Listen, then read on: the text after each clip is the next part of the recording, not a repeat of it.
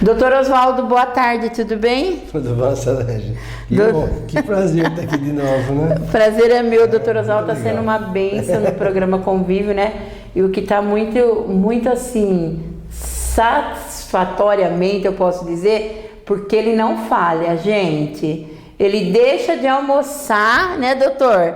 E tá aqui no programa Convívio ajudando, porque do fundo do meu coração, com essas dicas que o senhor dá, o senhor ajuda muitas as pessoas. É uma consulta em casa, né? Eu até comentei uma vez com o senhor que eu estava na praia, aí vieram, eu assisto vocês lá, né? Então é muito bom isso. E hoje nós vamos falar de algo, eu comentava com o doutor Oswaldo, a dengue, né? Hoje a dengue, as pessoas estão sofrendo muito com isso, então eu queria que o senhor falasse um pouquinho sobre a dengue, quais são os cuidados, né? O que a pessoa tem que fazer, doutor? Sim, eu acho que esse tema é importantíssimo, ainda mais nos dias de hoje, porque graças a Deus a pandemia diminuiu, né? Quer dizer, nós não temos mais aquele número de internação que nós tínhamos com o Covid-19, SARS-CoV-2, graças a Deus, né? Por um arrefecimento, por todas as medidas que foram tomadas, uma delas muito importante foi a vacina. E agora, como nós temos doenças sazonais, nem são sazonais, porque isso já sempre existiu, nós estamos hoje correndo o risco agora de, novamente, aos modos que aconteceu em 2013, 2014, que nós tivemos uma pandemia, não foi pandemia, mas vamos dizer, um surto de dengue aqui na nossa cidade muito grave. Naquela eventualidade, em 2014, nós tivemos o nosso hospital na Santa Casa, na UTI.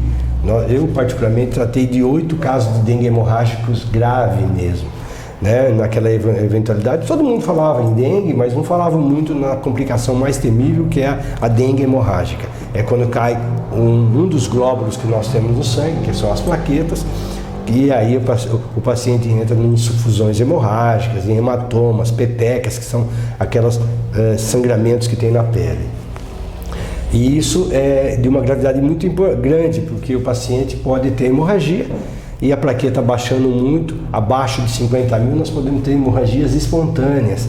Sem contar que abaixo de 20 mil plaquetas, nós podemos ter hemorragias cerebrais gravíssimas com óbito. Então, é muito grave essa situação. O mosquito Aedes aegypti, que nós somos, vamos dizer, zona de crescimento desse mosquito aqui na cidade de Jaú, e nós temos que tomar cuidado com isso, porque o mesmo mosquito que transmite a dengue, ele também transmite a zika e a chikungunya, só que nós não temos isso aqui no momento, mas também pode transmitir a febre amarela, que é muito grave também. Eu já sou vacinado da febre amarela, já fui 3 vezes, né? Nem preciso mais tomar, porque a cada 10 anos, às vezes tem alguns infectologistas que dizem que até nem precisa mais tomar reforço. Mas dengue não temos, né? Vacina. Então nós temos que tomar cuidado. Cuidado com o quê? Com os criadouros. Então quando a gente fala aqui, nós estamos falando assim de uma forma do âmbito geral, nós temos que tomar cuidado com os criadouros, fazer com que as nossas casas não tenham reservatórios de água.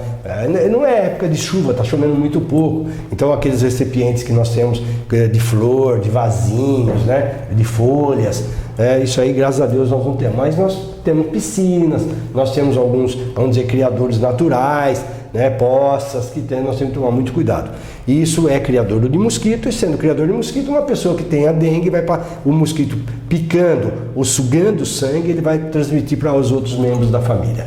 E todos que estão naquele ambiente, né, podem pegar, no caso, a dengue. E pega a dengue porque se o mosquito me pica e pica você em seguida, ela vai transmitir o mesmo vírus. Então, numa mesma casa, nós podemos ter todos eles contaminados, todas as pessoas, né? E até aqueles que convivem transitoriamente são os que prestam serviços na casa. Então, é muito grave. E isso, eu falo grave, não é só pela doença em si, mas sim pelo grau também de contaminação. Não é que nem o SARS-CoV-2 que a gente conversando podia pegar, mas isso precisa de um vetor. O vetor é um mosquito, mas o mosquito tem que ser combatido.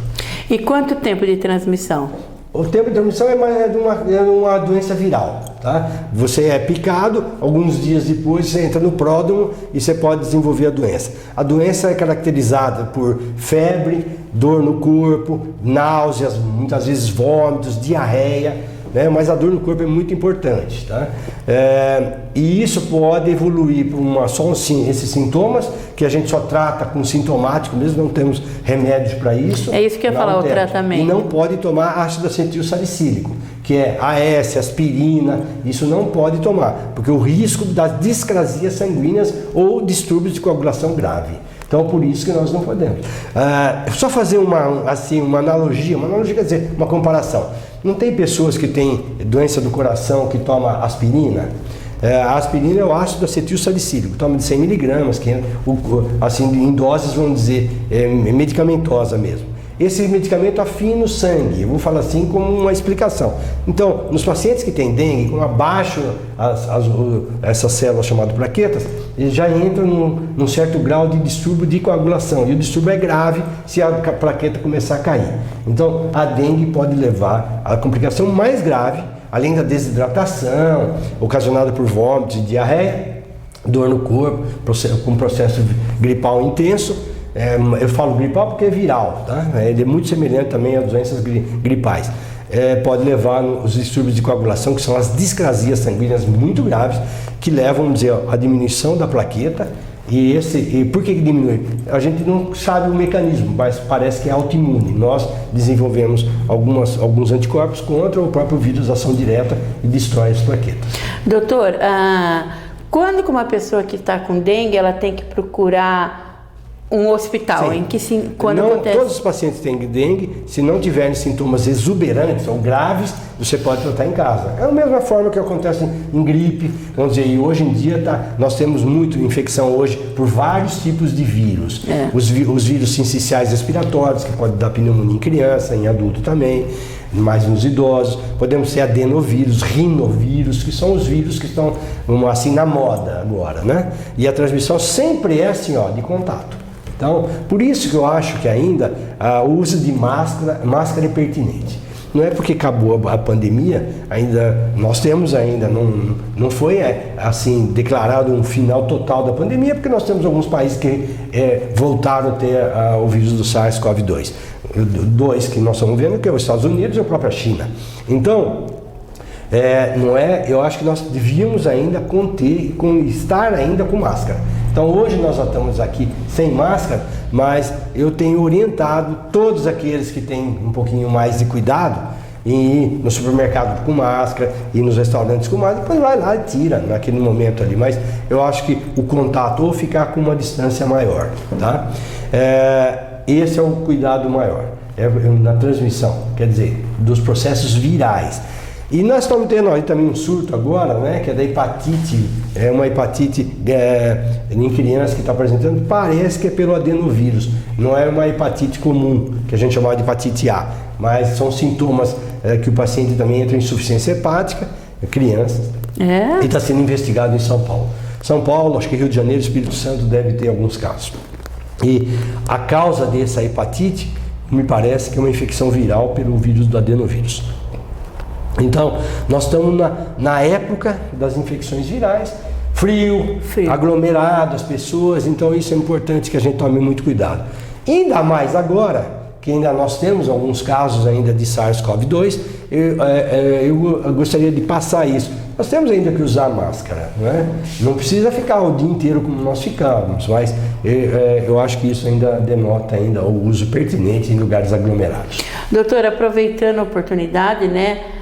Mudando um pouquinho, não falando da dengue, o senhor falou do frio, né? E nós sabemos que muitas pessoas mais idosas no frio acabam tendo infarto, né? Aí outro dia uma pessoa me falava assim: olha, no frio a gente tem que se cuidar mais, né? Dormir com cobertor, porque é muito mais perigoso, tem muita coisa a ver, a gente vê assim, eu vou dar um exemplo. Nós temos algumas doenças, eu vou dar um exemplo, hemorragia digestiva alta. Nós não sabemos a causa, mas na época de frio, os pacientes cometem de hemorragia. Então, isso aí são dados assim, que a gente não tem assim, um embasamento epidemiológico, mas que nós temos com certeza... A prevenção, que seria? Não, nós temos visto o que acontece. Infarto agudo do miocárdio, hoje a gente chama de síndrome coronariana aguda, também é uma doença que ocorre também nessa época, tem ocorrido um pouco mais. Não sei se é pelos esforços físicos, ou mesmo por a gente exagerar na alimentação, ou mesmo em bebida alcoólica, né? Friozinho, toma um pouco mais, né? Então, a gente tem tido ocorrências maiores em pacientes idosos ter síndromes coronarianas agudas graves, no caso infarto agudo de miocárdio. Essa noite mesmo, desculpa, eu estava na UTI e nós recebemos 2 pacientes acima de 90 anos infartados. Os 2 foram tratados imediatamente com cateterismo, que hoje, graças a Deus, aqui na nossa cidade, na Santa Casa de Jaú, nós já fazemos isso de rotina. E foi com bom êxito e os 2 estão passando bem. Mas que a tendência é realmente a gente ver pacientes com IAM ou mesmo hemorragia digestiva alta, algumas doenças, e as doenças virais, né? Então, e o que fazer para se proteger? O que a gente faz de rotina normal, sendo, vamos dizer, sempre o quê? Emagrecendo, controlando a hipertensão, né? Não comendo abusadamente gorduras, açúcares. Então isso é importantíssimo, mantendo o peso, tendo uma alimentação balanceada, com bastante, assim, vamos dizer, líquidos, verduras, frutas, isso ajuda bastante. Então, doutor, como o senhor sempre fala, né? É a prevenção. Prevenção. É não engordar, é não comer doce, é fazer exercício, tomar água, que nós até paramos para pegar um pouquinho de água. Sim, exato. Eu vejo assim, eu queria passar isso, uma coisa que a gente passa porque a gente vai aprendendo, infelizmente. A gente sempre fala, tem alguns ditados populares, né? E eu sou muito de ditado popular. Diz que cavalo arreado só passa uma vez, tem que montar, senão você nunca mais pega. Né? O cachorrinho também, quando morde o bife, pode ser até um chihuahua, menorzinho, não larga, né? Então a verdade é essa, eu acho que nós temos que nos cuidar mesmo. E nós temos que fazer a poupança dos 40 primeiros anos. Os primeiros 40 anos são os mais importantes. A partir dos 40 anos, a gente tem que conservar para os outros 40, porque nós somos, hoje, é inadmissível a gente falar que vai morrer antes dos 80, porque nós temos genética para isso, nós temos condições físicas para isso e nós temos medicamentos e prevenção de doença, que é o mais importante.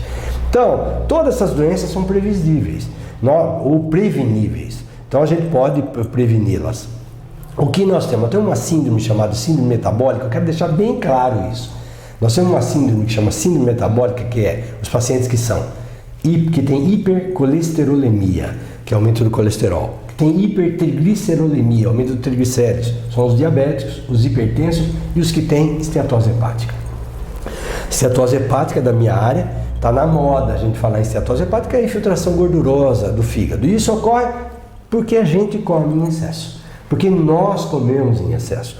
Então, tudo, né? Desde os derivados vamos dizer, de gorduras, de farinha, os laticínios mais engordurados, a própria açúcar. Então, tudo isso, hein? A gente fica no final de semana, a gente se reúne para quê? Para comer e beber. Não, e pior que para beber também. Não é só para comer. É para comer e beber. Então nós temos que tomar. Ninguém se reúne para jogar futebol, ninguém se reúne para jogar beach tênis. Até tá na moda. Eu acho que é importante isso. Então nós temos que nos reunir também para fazer, além de festas, além da comilança, vamos dizer, de tomar um pouco a mais, mas também fazer exercício. Então isso é importante. Sair para caminhar, sair de bicicleta, eu acho que caminhar seria legal. Fazer movimentos de caminhada, não tem movimentos de ciclista? Faz movimento de caminhada, sai com um grupo, conversa em lugares planos, mas nós temos que ter essas características e realmente tem que fazer exercício.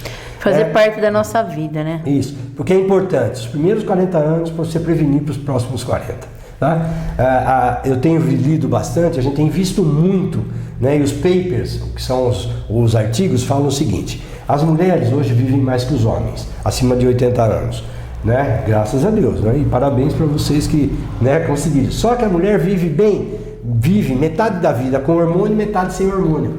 Porque normalmente até os 52 anos entra na menopausa e cai mesmo o nível de hormônio.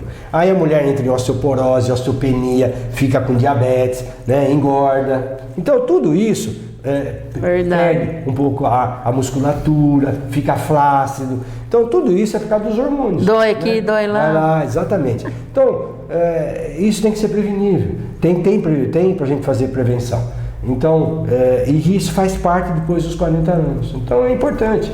A gente está falando de uma coisa, entrou em outra, né? Mas isso eu estou só dando falando um pouquinho, isso nem dica, é mais orientação mesmo. Eu faço questão de fazer isso, porque a gente vê que a gente é muito mal orientado, a gente é bem orientado numa televisão a notícias péssimas que a gente nem aguenta mais ficar assistindo televisão, infelizmente. E a gente só vê notícias muito ruins. E a outra coisa é comer, né? É programas que faz doce, é programa que faz bolo, é programas que faz comida. Agora, exercício está difícil. Está difícil, ninguém faz propaganda. Isso. Tem emissoras que fazem, mas eu acho que como você que está fazendo essa prevenção, ou falando um pouco disso, é muito importante. É muito importante. Só tenho que agradecer, doutor, tá? Eu que agradeço, isso. Semana que vem estou de volta aqui, né? Com mais dicas de saúde com o nosso querido doutor Oswaldo.